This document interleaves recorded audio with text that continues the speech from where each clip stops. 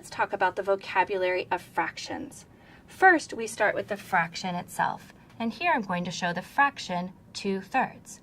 I can show the fraction 2/3 using a length model of fractions. I can also show the fraction 2/3 using an area model of fractions.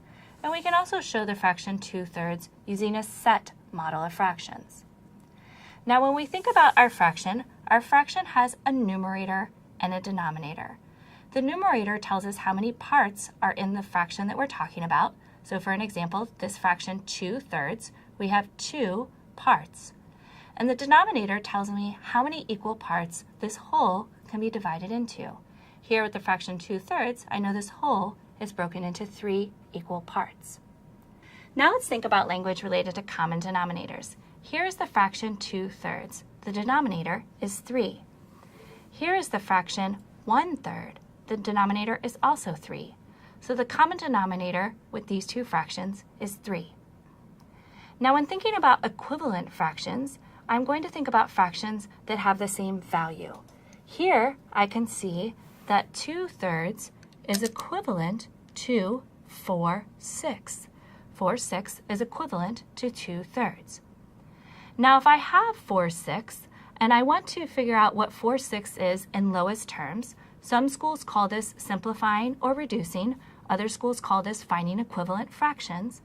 I can simplify 4/6 to 2/3 because those fractions are equivalent.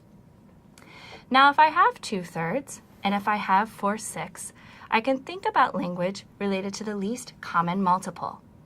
Here with 2/3, the multiples with a fraction of a denominator of 3 are 3, 6, 9, 12, and so on. If I have a fraction with a denominator of 6, the multiples here are 6, 12, 18, and so on. The least common multiple shared by both of these fractions is 6, and that's going to help us with language related to common denominators. Now I can also think about greatest common factors to help me with the reducing or the simplification or the finding equivalent fractions of fractions. Here, the greatest common factor of a fraction with a denominator of 3 and a fraction with a denominator of 6 is 3. So that means that I can simplify 4/6 to 2/3. Now also with fractions, we have language related to proper fractions. A proper fraction is a fraction that is less than 1. But we also have fractions that are greater than 1. Some schools call these improper fractions. So for example, 4/3 is an improper fraction or a fraction that is greater than 1. 4/3 is equivalent to 1 and 1/3. So 1 and 1/3 is the mixed number related to 4/3. And then finally, we have unit fractions. Unit fractions are fractions with a numerator of 1. For example, 1/3 is a unit fraction.